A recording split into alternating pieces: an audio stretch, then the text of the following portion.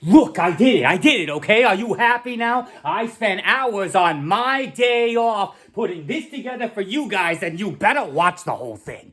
You better sit down and watch the whole thing, just like all of you said you were gonna do, or I'm gonna be very, very upset. And if anyone from Dropout is watching this PowerPoint right now, tell Brennan Lee Mulligan to tell his mother-in-law to follow me back on Instagram, she promised. Okay, let's get into it.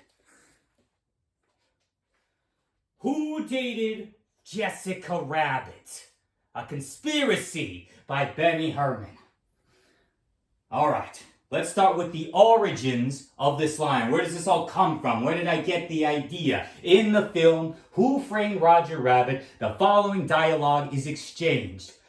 Roger dear, you were magnificent. Was I really? Better than Goofy. Alright? These are our connecting pieces. Jessica Rabbit, Roger Rabbit, and Goofy. Let's break it down. What do we know going into this scene, or what do we know from this scene? Roger respects Goofy. We know that because he went to the cinema, he saw Goofy in all of his glory, and he had nothing but respect and props for the comedic genius that is Goofy. Jessica also knows Goofy, at least by reputation. And we also know, this is important, that Jessica doesn't lie. Now, this is an ongoing theme in the movie, right? That she is misunderstood, that she looks and is drawn a certain way, so people assume a certain behavior or attitude coming out of her. But in reality, Jessica Rabbit is a kind, caring, devoted wife. She does not lie. Everyone assumes she's lying, but she is honest to a fault. Remember that. All right. Now, the context of the statement. Roger has entered and exited the fray using his personal brand of slapstick power. He goes in through the drain, he pops out, he's got the upper hand. The slapstick power is an ability Toons have that was revealed in the handcuff scene. Toons succeed and fail based on the forces of comedy. Roger couldn't get his hand out of the handcuff at any time. He could only do it when it was funny. Whatever is funniest will happen to them, good or bad. They are simply conduits for the natural forces of laughter. They retain some manner of control over the particulars, like when Roger is asked to make stars instead of birds when he's working professionally, but for the most part, they are at the whims of the forces of comedy. Roger stands up to the judge to set up a ton of breaks punchline, right? That's the nature of why he's allowed to be on top, because something's going to push him back down. That's the nature of his characters. He's the character who gets hit, who gets hurt, who gets up, and then gets knocked back down. He bravely stands in the face of real danger and takes his inevitable walloping like a professional. So why Goofy? Why does Jessica mention Goofy specifically? To professionally compare Roger's slapstick skills to the best in the business, or to confirm that Goofy is her ex and Roger is her man for a reason? Let's get into it. So, first let's take it back, let's break it down. What do we know about the rabbits? Based on the movie, I just watched it, don't argue with me. Based on the movie, they're new to the industry. Okay? I know this. Roger is on a new show that has him on thin ice. He's arguing with the director because he can't quite make it up. He's very nervous. He's threatened by RK Maroon that he will never work in this town again. He's not a household name. He doesn't have staying power. He was created for this movie. Well, the movie is adapted off the book. But Roger doesn't have his own TV series. This is his first one. And he doesn't even have top billing. Baby Herman does. Jessica isn't even on TV. She's doing a live review, right? So she also is not a household name. She's known, but she's not famous. Eddie doesn't know the Rabbits, even though he's famous for working Toontown. The Rabbits had to have come up in the period where Eddie wasn't working Toontown anymore, so it had to be after his brother got burnt by the judge. Now, we also know that they've recently married. Because if they had been together for years, they would be less suspicious about Jessica. If they were a household name, again, if they were a power couple, then this this news story would have shaken up things way more than it did. The big news is not that Roger's wife is potentially cheating on him. The big news is the murder trial, right? The response to that. Just the relationship itself, they're not like a Brad and Angelina of the Hollywood industry. They're not big enough yet to get that through. Eddie has only been out of the game a short while. Very few people know what happened to his brother. We see his pictures from Catalina. They don't go back that far. At the most, we're talking a couple years, but I think it might actually be less than a year because he's known still in Toontown. He has a reputation in Toontown. Roger and Jessica know who Eddie Valiant is, but he doesn't really know them. So they've been around enough to hear about him, but he hasn't been back recently enough to really interact with them. So they're including their marriage, so their work and their marriage. He's not that familiar with it, which tells me that all of that has happened relatively recently. Now, what do we know about Goofy? He got his start in the 30s as the character Dippy Dog.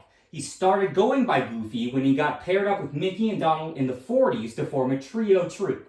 By 1947, he was an Oscar nominee. The film takes place in 1947, that's why I mentioned that. He was first seen with a wife and child on screen in the 50s. So, does this go together? Does any of this make sense? Well, there's plenty of time for them to cross paths before Roger is in the picture, Jessica and Goofy. His son debuts as a redhead. Jessica is attracted to humor, and there are plenty of slapstick legends by this point, but only Goofy is named, which is very interesting. So, there are some pieces that go together. But let's connect some dots. Here's what I know, okay, as a working comedian in LA. Comedians are great at getting laid and terrible at relationships. Jessica, being attracted to humor, would have been with a lot of comedians before Roger. Being the visual icon that she is, or would go on to be, especially early on in her career, and having a reputation for quote-unquote settling for Roger, the circumstances are right for her to have dabbled with many stars before becoming Mrs. Rabbit. But let's take things back for a second. Let's rewind to the inciting incident and take a deeper look there. Is Jessica comparing Roger's real actions to the performances of Goofy? The difference, right, the difference between them is Rogers has real stakes. Goofy isn't putting anything on the line when he does his routines for his show. He's an invincible tune. To compare them in such a way means that Jessica knows Roger possesses a true character that Goofy has yet to display, right? Because Roger stands in the face of real danger. He's not going to get hurt by a ton of bricks that falls on his head, but he can get dipped. He's in a life or death situation. He jumps into that fray even when he's not totally invincible. So for that statement to mean anything to Roger, it has to be a one-to-one comparison of character and not professional routine. Ergo, Jessica Rabbit knows them both intimately and personally enough to make that comparison honestly because Jessica does not lie. So, Jessica Rabbit. Given that Jessica has a reputation for being a floozy, at the very beginning of the story, Maroon shows Valiant a newspaper headline that alleges she might be cheating on Roger, right? I think that before she got together with Roger, she dated many big stars and ended each relationship fairly quickly. This would have garnered her a reputation as a gold digger, when in actuality, we know it's because she was searching for a man to love her romantically and not just physically. Based on all the other context of her statements, I believe that this roster not only includes Goofy, but has Goofy as the biggest star she's ever been with, including Roger up to that point. I think she was with Goofy directly before Roger, which is why I think all of those timelines sort of converge in that one sentence. But that's not the only reason why you all are here, right? What I said was, she's possibly the mother of Max. Now, does Jessica Rabbit have a connection with Max Goof? Here's what we know. If Jessica and Goofy were together in the mid-40s, then Junior would be about the right age by the time he debuts in 51. Goofy's wife on the show is a faceless redhead. Max's mom has no official explanation as to where or who she is. And as one of the few Toons with a son, Goofy canonically has sex. That's what we know. But let's look into the canon. Jessica Rabbit is possibly involved with Goofy in a proper window to be Max's mom.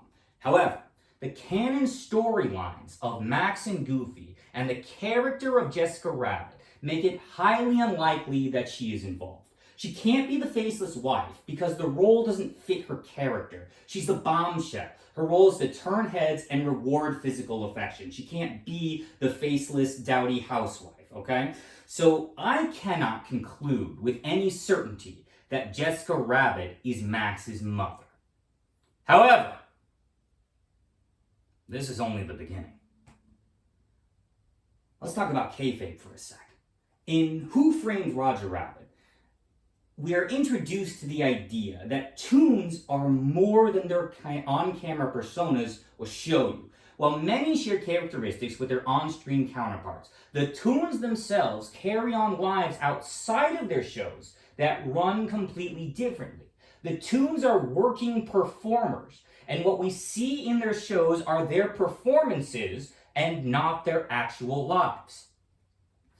This is consistent with the other live-action Toon movies. First, we have Who Framed Roger Rabbit. The Toons are working actors in the old Hollywood system. They're contracted by studios, and they make content for them. Their contracts that can be sold or terminated or traded to other studios. That's how they work. They're part of the old Hollywood system as entertainers and actors. In Space Jam, a live Roadrunner cartoon is stopped so a meeting can happen. The Toons are not living their performances 24/7. They are putting on their performances at a very specific time to be on TV to make content. They are still content makers. In Looney Tunes Back in Action, the Toons work on the WB lot. They're contracted there.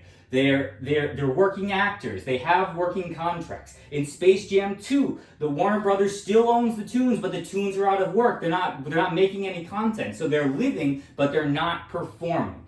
All of this is consistent with the idea that Toons are actors, okay? Now we enter Baby Herman. Baby Herman is the character that ties it all together. On screen, he's an adventurous baby, but off camera, he's a 50-year-old working professional with a cigar addiction and a human wife. He shows that Toons on screen are not always consistent with their true personalities. So who is Max Goof? Max debuted in 1951 under the name Goofy Jr. In 4 decades, he aged about 9 years to play his role as an 11-year-old on the Goof Troop. He has a 2-movie run and has some cameo work in the early 2000s on House of Mouse. He has not been seen since a small cameo in 2017. So Goofy, a working professional, been in the business forever, known aliases, Dippy Dog, George Geef, Goofy Goof, Goofus Dog. Goofy has been around since the 30s. And in all that time, only has a handful of appearances with his son. For a character that is all about loving his son, he sure doesn't spend a lot of on-screen time with him. Into the modern era, Goofy has teamed back up with his old troupe, and while characters such as Donald's nephews, Huey, Dewey, and Louie, Scrooge McDuck, and even Mortimer Mouse make appearances, Max is absent. Goofy is not a father in the remakes and the reboots moving forward.